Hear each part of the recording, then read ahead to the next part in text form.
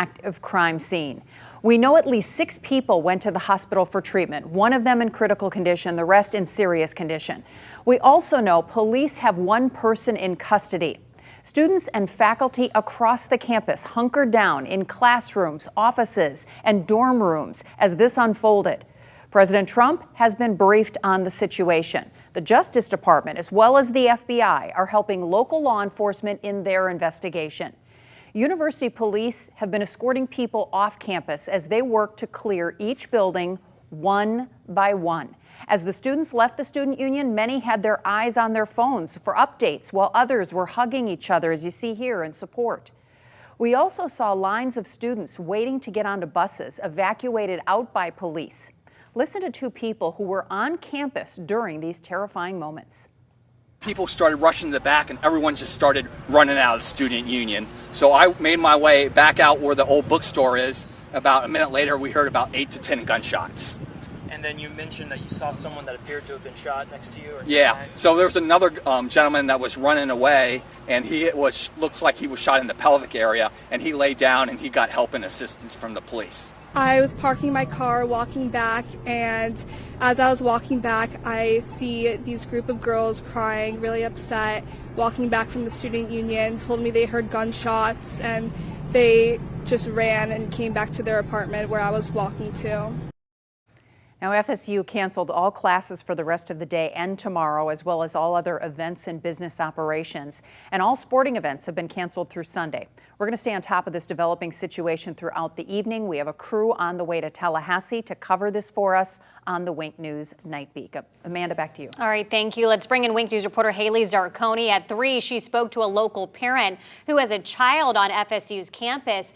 So Haley, can't imagine how she felt when she got that call. Absolutely. She said it was a world of emotion. She was thankful that her daughter is safe, but feeling helpless because she can't help her from afar.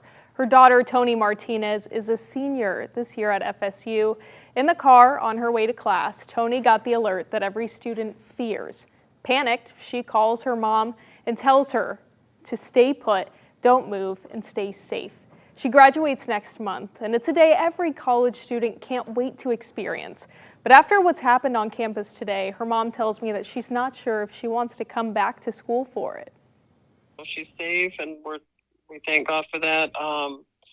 They're upset, and I'm sure she's going to be upset. She keeps telling me, she's like, I don't know if I want to go back to school. You know, I mean, at this point, none of them know what to do.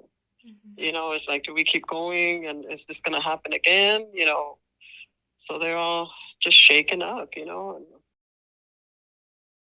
Right now, her daughter Tony is safe back at her apartments with her roommates. She says they're beside themselves that they, along with the rest of the university, has gone through this. I'm speaking to another parent at 4:30 whose daughter was on campus, and we'll have more on her story tonight. Back to you. That's still so fresh. I'm sure they are traumatized. This is an active situation. A lot of details are coming in, so stay here with Wink News for updates and stay logged into winknews.com or download our app. Coming up at 4:30, our security analyst will break down what comes next in this investigation. Yeah, we're also anticipating a news conference at 4:30. We'll bring that to you live as it happens. Meantime, now on Wink News, turmoil inside the city council. As we speak, Punta Gorda does not have a full-time city attorney or a city manager. Both left in dramatic fashion in recent weeks with tension very high. Today on Wink, we asked the question, what's going on inside Punta Gorda Council? Wink News reporter Zoe Warner joins us live. Zoe, will this interim city attorney be the permanent replacement? Amanda and Russ, there's still no telling. The deadline for other attorneys to apply for this position is coming up soon, but right now Stephen Leskovich is the one left filling the shoes after David Levin's abrupt resignation. Still a shock. What council members and people who live in Punta Gorda tell me after David Levin, the now former city attorney, decided to resign at Wednesday's city council meeting. I'm going to resign as city attorney. My firm is going to resign as city attorney. And that opens the door for you to do whatever you want with respect to an interim city attorney. I will make myself available to communicate with your selected city attorney, which I find kind of strange, but nevertheless, that's your prerogative. District 5 Councilmember Melissa Lockhart tells me she wasn't expecting it, especially since Levin wasn't scheduled to finish his contract until July. At our last council meeting, we had to make a decision to automatically renew his contract in July or give him notice in April that we were not going to renew. We made that decision not to renew just to be able to put the feelers out there that maybe we could, kind of see what other people offered. After Levin walked out, council had to pause the meeting until they could find legal representation. That's when Stephen Leskovich was called to action. I'm sitting there doing work, and then I get a phone call that the city attorney had just resigned and asking if I'm willing to help out, at least on an interim basis, to help the city out because they can't go without an attorney. Leskovich told me he was surprised the way things happened it did, but nevertheless, he's ready to help wherever he can. For 4 or 5 months, I've been advocating. It's been my understanding for the last couple years, they've been talking about transitioning to a different city attorney. And I have a vested interest. I'm an attorney here in Charlotte County. I have a business here. I have my property here, and I want to see the city flourish. Now, Leskovich did tell me he already does have a lot on his plate, so whether this is a short-term or long-term solution, we still don't know. But when we do learn more, we'll make sure to keep you updated. Live in Punta Gorda, Zoe Warner, Wink News. And we'll see what happens. Zoe, thanks. Disagreements over the consolidation of 911 dispatchers in Charlotte County. The county wants to fold Punta Gorda's calls in with theirs, but the city wants to keep it separate. Wink News anchor Emma Heaton has the latest as a crucial vote approaches. Emma. Yeah, Russ, next week, Charlotte County Commissioners will vote on whether or not to bring Punta Gorda's emergency calls under the county umbrella. But ahead of that, the Punta Gorda City Council discussed this at length at their meeting on Wednesday. City leaders brought up their concerns to the sheriff. With an important vote on the future of 911 calls in Punta Gorda on the horizon, City Council and the Charlotte County Sheriff could not seem to get on the same page. Sheriff Bill Promell argued that consolidating the city's 911 dispatchers with the county will make responses to emergencies safer and more efficient, since more people will hear the call. With complete consolidation is when a call for service comes in or a 911 call comes in. It comes into one location, and then it is dispatched out, and everybody hears it. Whether you're in the county or in your city, everybody hears it. Everybody can respond. But city leaders have their reservations, concerned about response times for people in Punta Gorda. Could 40 seconds make the difference between life and death? So when we tell our personnel that every second counts, that's what we have to look at, and that's my biggest concern. Our city's fully equipped. They have ALS. My paramedics are going to be taking care of my loved one quicker than your ambulance can get there. And I am still just very passionate and shocked that we're even having this conversation. And people who live in Punta Gorda had strong opinions, both for and against the consolidation. I like to express my disappointment for the lack of cooperation between the county and the city, for that matter. We're one community. We should be operating together. Let's get in lockstep. I am totally, again, opposed to Sheriff Promell and the Charlotte County Sheriff's Office getting involved in our 911 system. Matter of fact, I personally feel Promell belongs in prison for life. That's my thinking. County commissioners have the authority to decide this and will vote on it at their next commission meeting. That's next week on Tuesday. Of course, we'll stay on top of this issue and let you know what they decide. Back to you. All right, we have a Wink News update showing how Wink gets results. Yesterday, we showed you this area in downtown Fort Myers on 2nd and Broadway. It had a 2-hour parking spot above it, but was right next to a fire hydrant. 140 drivers got tickets parking there since January. So Wink took our concerns to Denison Parking. Today, we received this update. The 2-hour parking sign came down, going up in its place a fire hydrant no parking sign. The curb has also been painted yellow to alert drivers. So hopefully this prevents drivers from getting ticketed in the future. Now taking a look at the stock market today, another down day, another down week for for investors. You can see the Dow dropping more than 527 points today. All the talks of tariffs and inflation still weighing heavily on investors' minds. The Dow Jones now well under the 40,000 mark as it stands at 39,142. Frustrations grow for an island community still recovering from Hurricane Ian.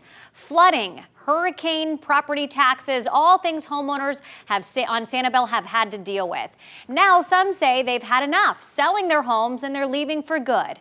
Wink News reporter Maria Regina Mendoza has a closer look at their concerns. Bill Robinson, the CEO of Sanibel and Captiva Association of Realtors, says there are more than 300 homes for sale across the island. I think you've got a lot of opportunities out there, and I think you've got a lot of things happening in the national market as well as the state market that play into those factors for why the listings are up. Robinson says there are several reasons, from tired of making hurricane repairs to just moving closer to family. But even with those challenges, new families are still moving in. Despite the all the destruction that's happened, what didn't get destroyed is the beach and the water, and that's why we come here. Our families love it, and right now, there are a lot of properties for sale. We know that this community is going to rebuild, and that's why we want to buy here. The city says it's listening to those concerns. Every single council meeting that we've had since the storm, there has been something in there, from discussion to changing ordinances to doing something to help expedite the recovery process. And since then, there have been over 40 ordinance changes to do that very thing. For many who've weathered the storms and the rising costs, that resilience is being tested, and the decision to stay isn't as easy as it once was. Reporting on Sanibel, Maria Regina Mendoza, Wink News. Thank you so much. Meantime, a woman who dedicated her life to making the world look beautiful. People on Matt Lachey remember Leoma Lovegrove's legacy forever. Hear their memories of her following her death.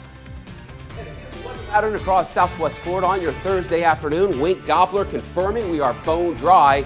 Does this continue Friday? And what about your weekend plans? Details in a couple minutes. A new look at where the press conference will happen on updating the shooting at Florida State University. It's supposed to start at 4:30. We're monitoring things, and we will bring it to you live.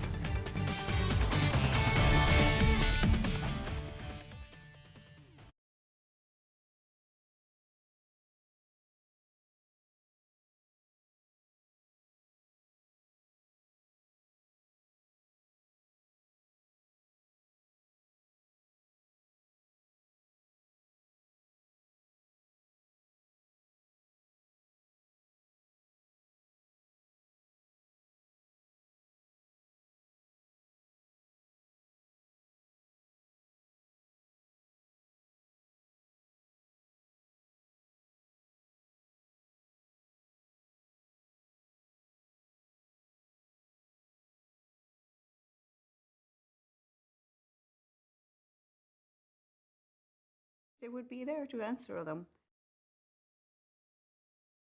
Some things are just better at home, like picking out new floors. That's Empire's Home Floor Advantage. Our flooring experts come to you, so you can compare hundreds of samples in your home. Plus, you get clear, all-inclusive pricing with no surprises. It's our best sale of the year. Get up to 45% off your entire project. Call or visit EmpireToday.com and get the Home Floor Advantage. 800-588-2300 Today. Has your concrete settled? Raise it right with Seal Tight. From sidewalks to pool decks, even your entire house. Trust Seal Tight to raise it right. Family owned, locally operated. Our work is backed with a lifetime guarantee. Save thousands by calling Seal Tight. Invasive iguanas. They damage property, hurt the ecosystem, even threaten native species. Now a Marco man has turned the problem into a business, saving the island one shot at a time. Hunting iguanas. Tonight at 6 on Wink. Looking to elevate your home with top-of-the-line appliances? Fuse Specialty Appliances offers expert guidance and a commitment to the best in luxury kitchen and home appliances. And now, we're excited to announce the opening of our new store in Fort Myers. Fuse Specialty Appliances. Wink uncovers a major parking problem causing fines and frustrations for local drivers. Today, Wink gets results. See what the city did to fix the problem after seeing our story. Continuing coverage today on Wink. My name is Andy Titleman.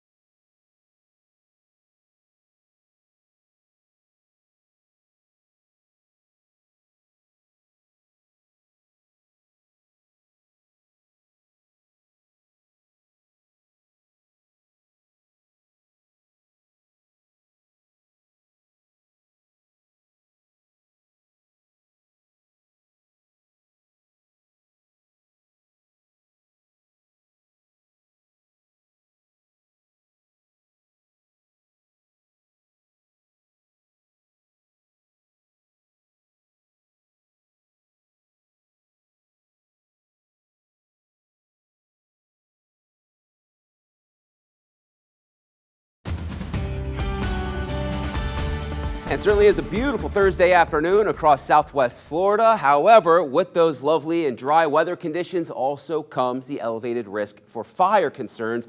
And as we're going to continue to remain under a warm and a dry stretch of weather, at least over the next 4 to 5 days, we will continue to be discussing the elevated fire risk concerns.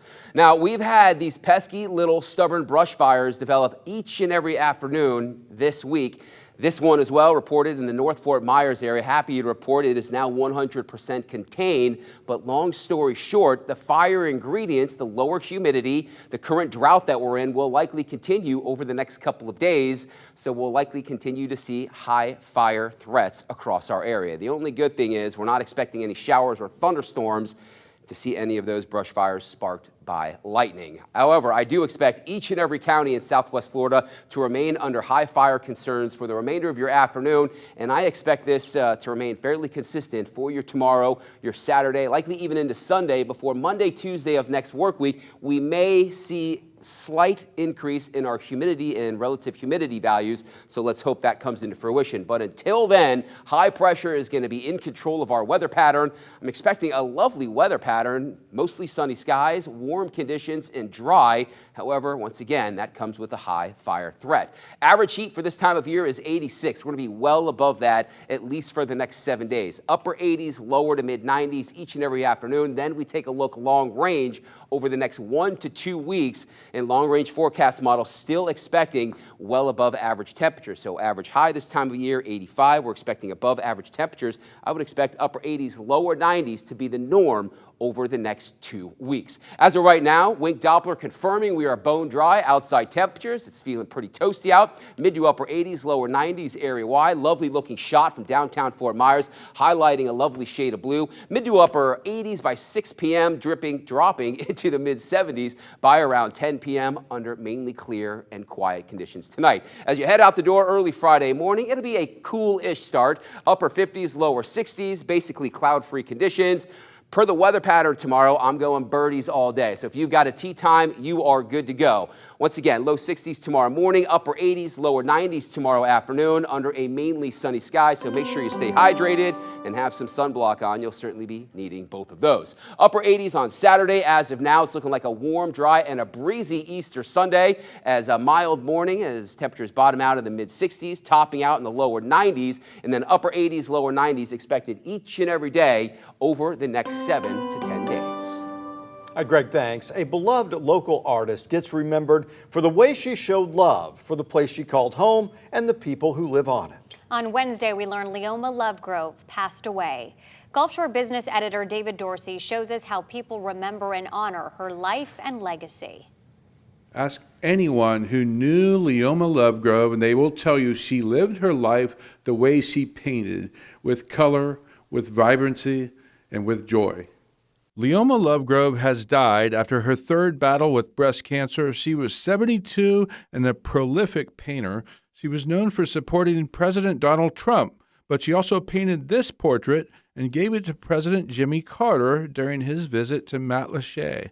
And it was Matlacha where Lovegrove made her mark as an artist. She had her garden. She was a destination in herself, and people would come from all over just to go to her gallery, to go to her gardens, to meet her. That's Lisa Sputoni. She organizes Art Walk for the River District Alliance and New Love Grove for more than 20 years. Leoma was just filled with life and color and sparkle and all good things. She really cared about people, she cared about the community, and she cared about art and artists and Southwest Florida, and that came through in her artwork. I would say to Leoma quite often, you are one of the best marketers I have ever met in Southwest Florida, because she was not only creative, this beautiful, vibrant artist, but she was also a marketer. She knew how to market her beautiful pieces. Her husband of 46 years, Mike Silberg, tells me his wife's energy and passion and paintings transcended her politics and helped bridge divides.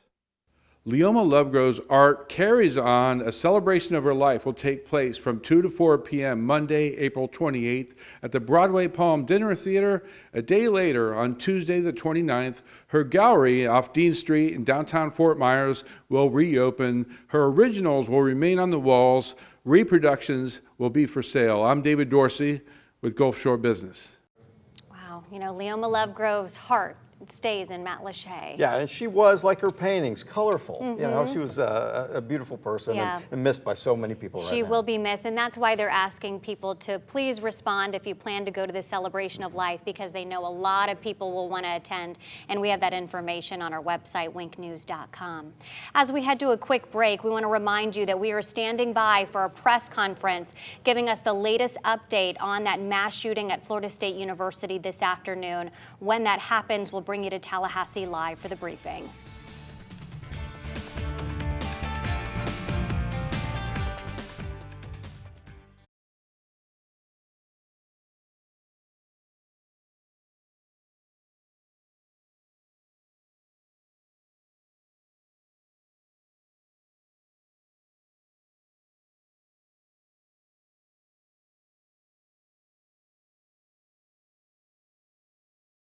A warm Friday and weekend ahead. Details tonight at 10.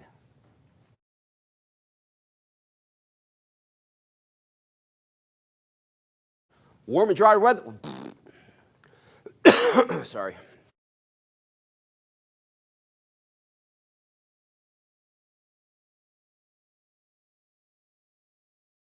Warm and dry through the weekend. We'll talk about it tonight on Wink.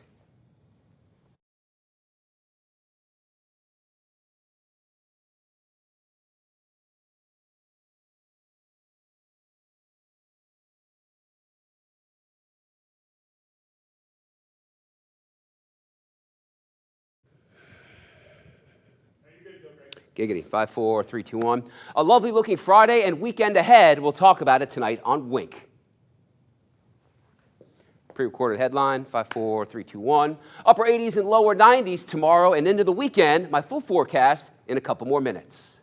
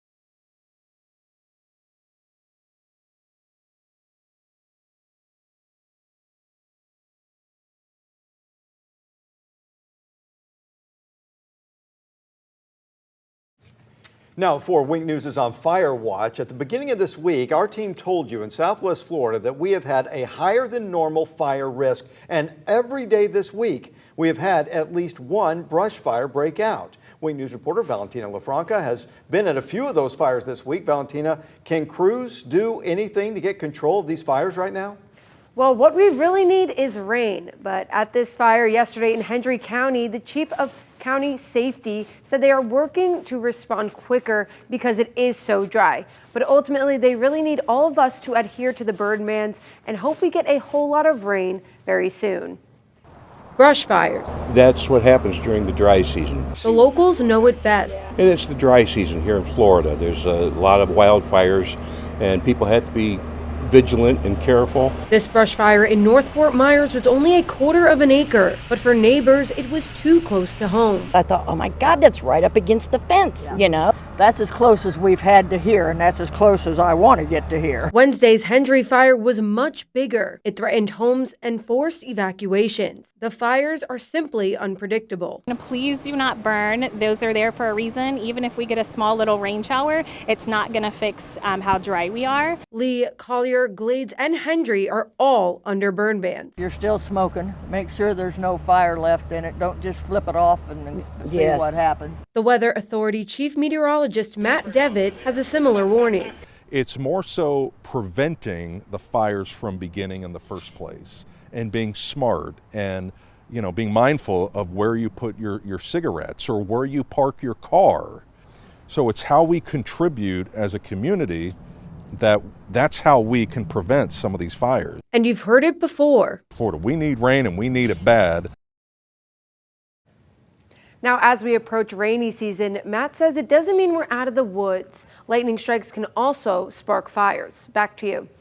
All right, thank you very much, Valentina. I want to remind you we are staying on top of breaking news. A live look here at the campus of Florida State University in Tallahassee, where there was a shooting this afternoon. We know right now 6 people are in the hospital, 1 person is in custody, and we are right now standing by for a news conference. We're going to have more details on the investigation and a look at what's next for students coming up.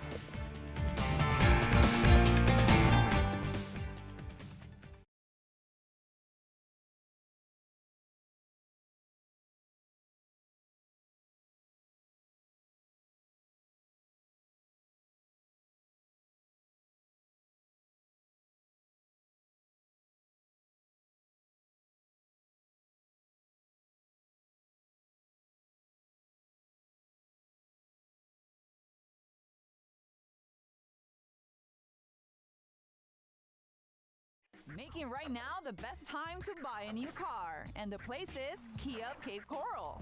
Choose from hundreds of new tariff-free vehicles. Buy now could save you up to 25%. There's a limited selection and only serious buyers will be considered. Don't wait and risk paying more. The time to buy is now, and the place to buy is Kia of Cape Coral. We want to see you at Cape Coral Kia. A slip and fall can happen when you least expect it. I'm Eli Anajar from the law offices of Anajar and Levine, and we know firsthand how a slip and fall accident can make you feel lost, leaving you with injuries, medical bills, and even the inability to work. That's why at Anajar and Levine, we're with you every step of the way, helping you get the best compensation possible. Call us at 1-800-747-FREE for a consultation and take back control of your life.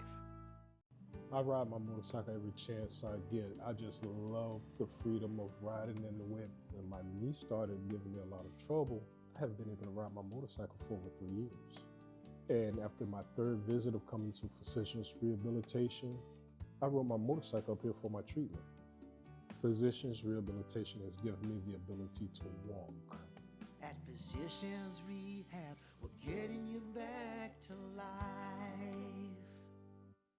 Looking for a dining experience unlike any other? Join us at Watermark Grill for extraordinary flavors in a warm, inviting atmosphere. Offering daily specials, our chef creates fresh, tantalizing dishes for a feast to remember. Visit us today, Watermark Grill, Naples. We had such a great experience with Empire, we would recommend it to anyone. Real customers share their stories about Empire today. As a matter of fact, we already have. Customer service, and the personal touch was really where it's at. The quality too is important to us, and the quality.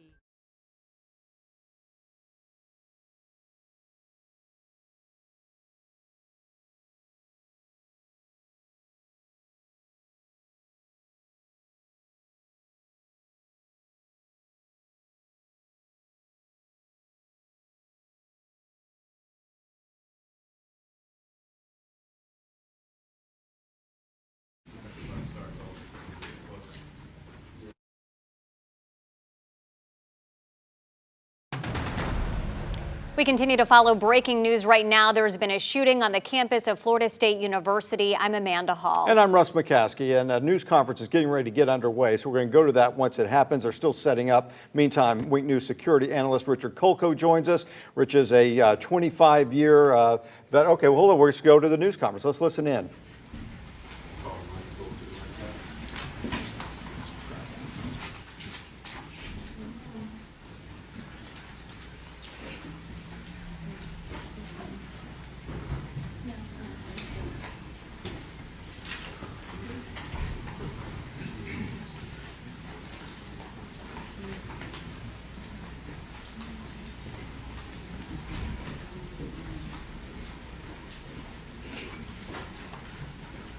All right, so again, we're getting ready to have this news conference. They're getting in position right now. This is in Tallahassee following the shooting on campus of Florida State University earlier today. We know multiple people were sent to the hospital. We know that one person is in custody. Looks like we've just lost that feed. So we're going to continue to watch that. Once that gets going, we will bring that to you. Meantime, as we were mentioning, we have Rich Kolko with us. He is a retired FBI agent. Richard, we know that one person has been taken into custody. What happens now?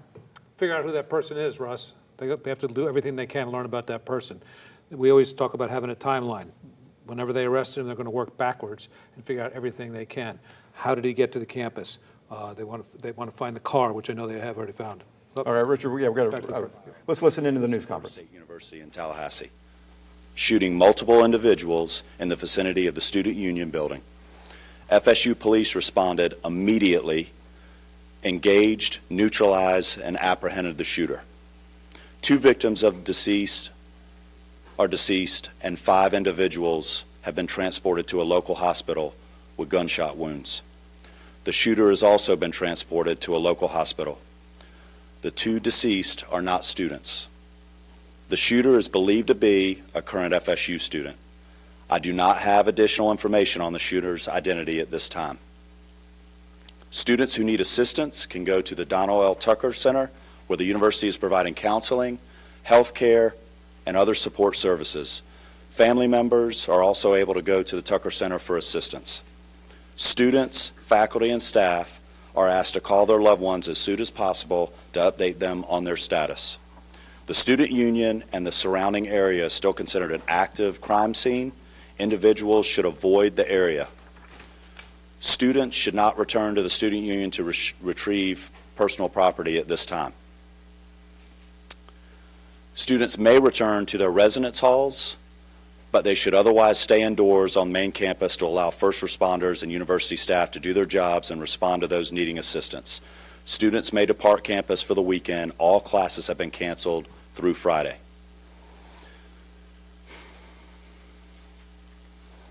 Before I turn this over to Chief Revel, I want to thank all the brave men and women of the FSU PD for responding immediately to the scene. I also want to thank the responding agencies who have provided assistance to FSU today big time, including the Tallahassee Police Department, the Leon County Sheriff's Office, the Florida Highway Patrol, Leon County Emergency Medical Services, FDLE, and all other responding agencies today. We really appreciate your support. That's all the information I have at this time. We'll have additional update for you later today. Chief Revel. Good afternoon. I am Chief Revel with the Tallahassee Police Department. As the shooting occurred today, our officers, as well as every single other officer in this city and county, responded immediately to this scene.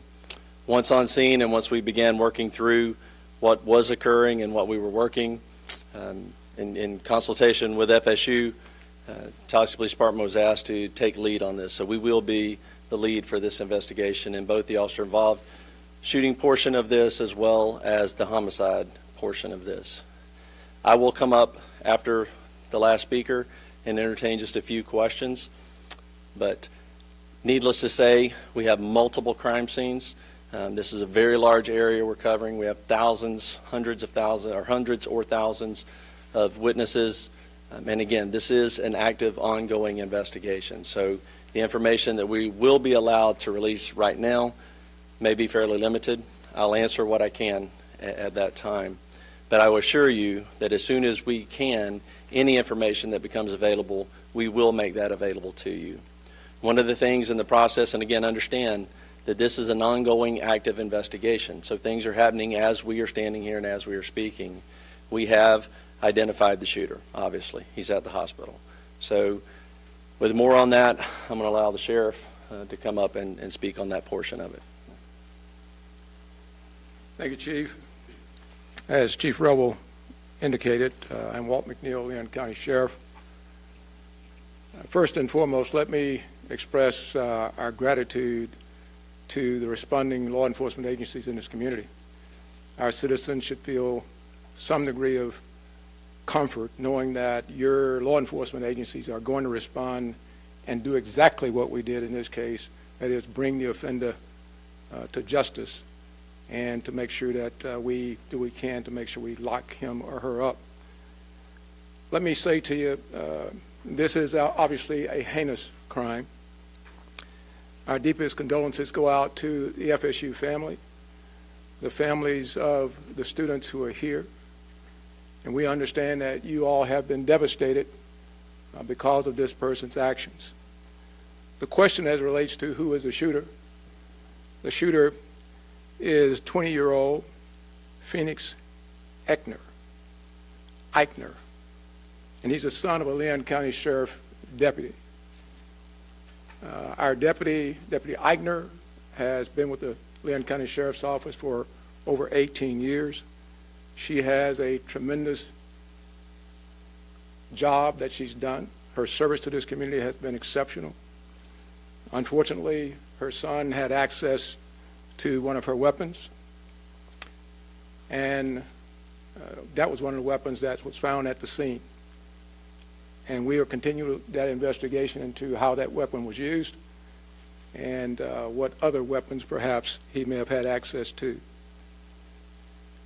The alleged shooter was also a long-standing member of the Leon County Sheriff's Office Citizen Advisory or Youth Advisory Council. So he has been steeped in the Leon County Sheriff's Office family, engaged in a number of training programs that we have. So it's not a surprise to us that he had access to weapons. This event is tragic in more ways than you people in the audience could ever fathom from a law enforcement perspective. But I will tell you this, we will make sure that we do everything we can to prosecute and make sure that we send a message to folks that this will never be tolerated here in Leon County, and I dare say across this state and across this nation. Thank you. Let me bring up the FBI Assistant Special Agent in charge, Hubert Reynolds.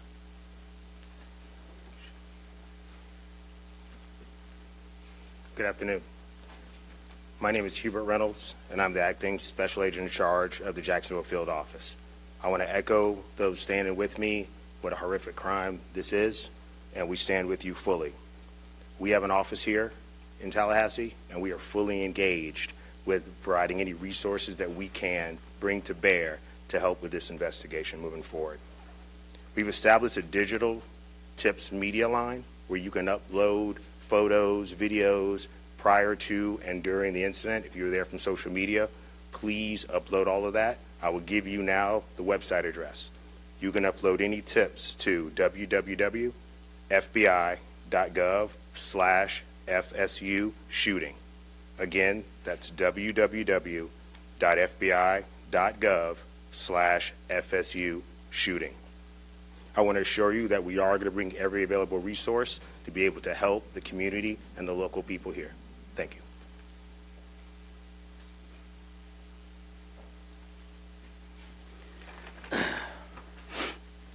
Good afternoon, everyone. I'm Richard McCullough, Rick McCullough, the president of Florida State University. This is a tragic day for Florida State University. We're absolutely heartbroken by the violence that occurred on our campus earlier today. 2 have died. 5 other innocents are being treated for their injuries. We're working to support the victims, their families, and everyone affected by this traumatic event. I just returned from the hospital. The First Lady and I met some of our students who were the victims. Our hearts go out to our students and the victims of this terrible tragedy. I have to say that our law enforcement, our FSU police officers, are absolute heroes in this regard. The call went out, someone called it in, and immediately they responded to the scene and immediately neutralized the suspect and prevented this from being a bigger tragedy. I want to thank them so much for what they do to try to keep our students safe. I want to thank all the law enforcement partners, FSU Police, Tallahassee Police, Leon County Sheriff's Department, Florida Highway Patrol, and the Florida Department of Law Enforcement, and all other responding agencies for their rapid and courageous response. I want to thank everybody that came out to visit with the students and to help us and to be here today for this press conference, and I appreciate so much the support that you're all providing to our university and to our students.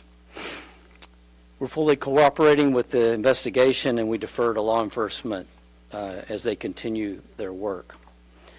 I'd also like to thank all the healthcare providers at Tallahassee Memorial Hospital that are treating and providing outstanding care to our victims. Right now, our top priority is safety and well-being for all the people and our campus. As it was said, classes are canceled on the main campus today and tomorrow, and all FSU athletics events on Tallahassee are canceled through Sunday. We also want to tell you that counseling and psychological services are available to students, faculty, and staff, and anyone that needs that should call 850-644-2003. We're also providing support for faculty and staff through our Employment Assistance Program, and so if you need any help, please reach out. We'll continue to communicate with the campus community as we know more. This is a deeply emotional time, but we're all here to support each other. We're going to do everything we can to support our community. We're a strong and united community, and we're family, and so we'll take care of all of you, and we'll get through this together. Thank you. All right, at this time we will take a few questions. Let me just reiterate, this was a massive response, a massive response of law enforcement personnel. Our federal, state, local partners have continued to build relationships that long preceded this event, and that came into great play today in the seamless way that we all came together to work these events. But I know you'll have some specific questions. I will tell you right now, we are not going to talk about the victims other than the fact that there are 6 of them, two additional deceased, and then the suspect, so 9 total persons. 9 total persons. Yes, sir. Have you all been able to talk to the suspect at all? Any idea about motive? The suspect invoked his rights not to speak to us.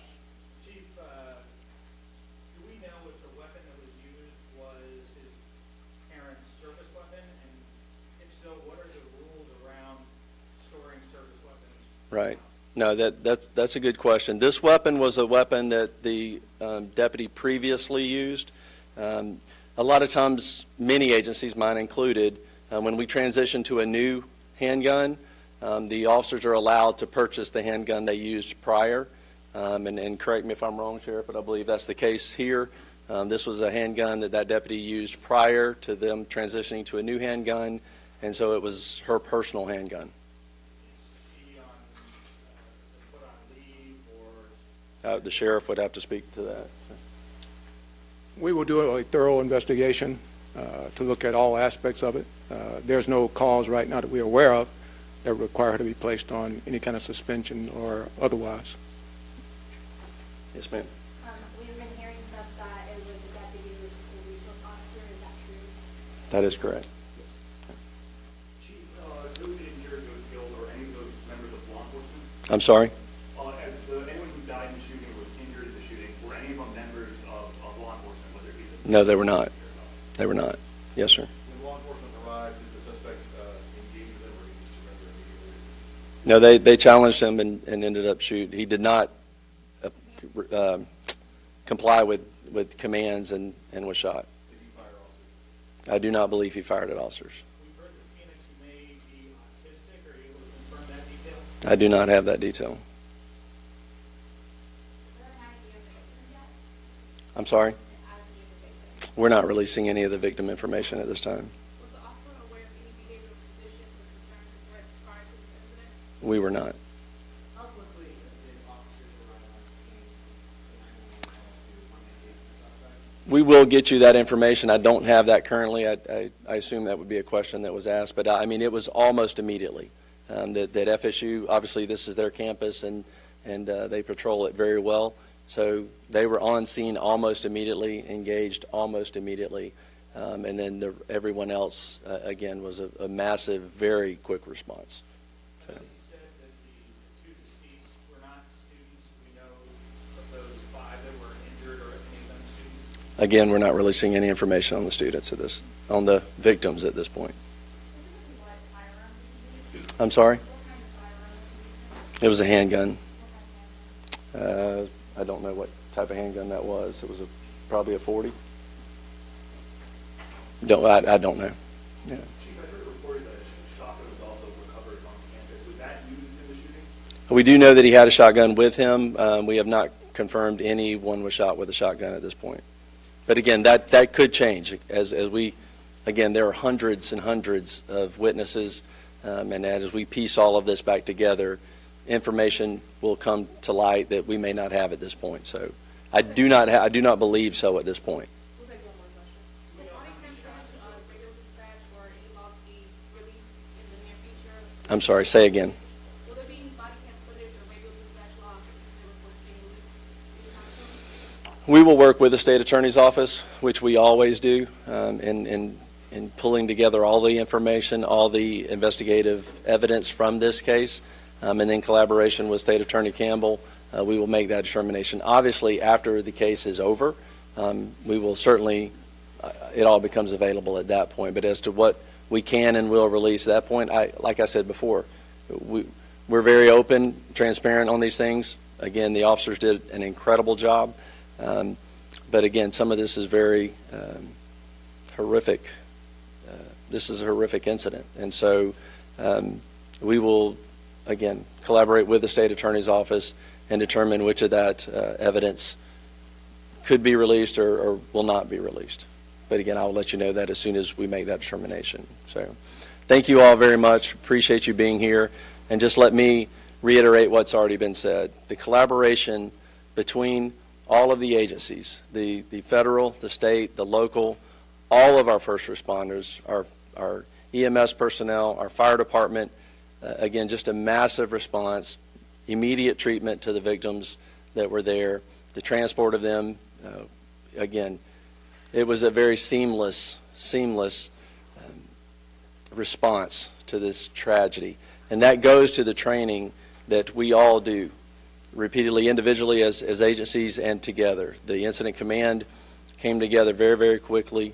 And again, I could not be more proud of the response and more horrified at the act. So thank you very much. Can you please just real quick verify that one more time the number of people injured and dead? Our number was 8, we just died, what did you say? Sure, total number of 9, that includes the suspect. So there are 6 victims that are injured, 2 victims that are dead, and 1 suspect. And let me just reiterate this because I'm not sure we said this. We have no reason to believe at this point that he did not act alone. So there is no further threat to our community at this point. So thank you very much.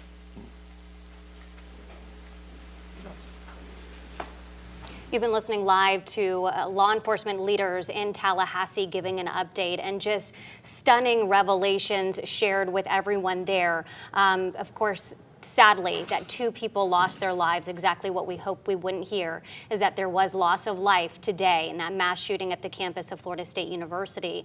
And also heartbreaking that this touches the law enforcement family, that you have a child of a law enforcement officer that perhaps used a service weapon or a prior service weapon to commit such a heinous act. Yeah, the 2 victims who died were not students. That information came out. So much information came out. I want to bring in Rich Kolko, a retired FBI agent. And Rich, talk a little bit about the suspect here. A member of, his mom was a member of law enforcement, and then he participated in I believe they called it a youth advisory council. So he's obviously well versed in what happens with law enforcement. How surprising is this?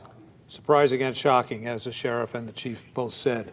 The mom was a deputy for 18 years, so the son was 20 years old, so she had that child after she had already been part of the department. So he grew up as part of law enforcement. I mean, his whole life he's been, around it one way or another.